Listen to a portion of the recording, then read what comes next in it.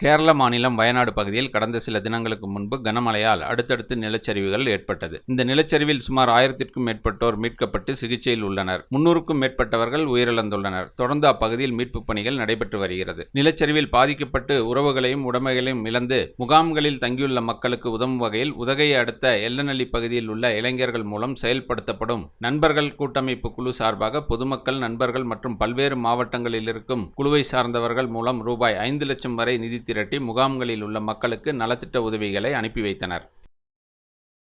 The big shop வீட்டு உபயோகப் பொருட்கள், எலக்ட்ரானிக் பொருட்கள், மொபைல் போன்கள், பர்னிச்சர்கள் என அனைத்தும் ஒரே கூரையின் கீழ் கிடைக்கும். பஜாஜ் ஃபைனான்ஸ் வசதி உண்டு. A shop where your shopping never ends.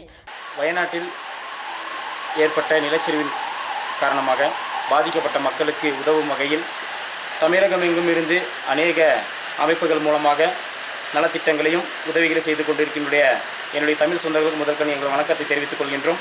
Nilgiri மாவட்டம் எல்லநல்லி பகுதியில் இருக்கக்கூடிய எங்களுடைய நண்பர்கள் கூட்டமைப்பு சார்பாக இங்கே இருக்கக்கூடிய அனைத்து நண்பர்களும் கடந்த 4 நாட்களாக தங்களுடைய சொந்த பணிகளை விட்டு தங்களுடைய உறவுகளாக நினைத்து, கேரள மக்களை தங்களுடைய உறவுகளாக நினைத்து அவர்களுடைய பங்களிப்பு அளித்து வருகிறார்கள். பொதுமக்களிடம் நாங்கள் 3 நாட்களாக ஒரு கூடாரம் அமைத்து அநேக பொருட்கள் மற்றும் பணங்களை பெற்றுள்ளோம். அந்த பணத்திற்காக அநேக பொருட்களை இன்று வாங்கியுள்ளோம். அதை இங்கே உங்களுடைய கரத்தில் தருகிறோம்.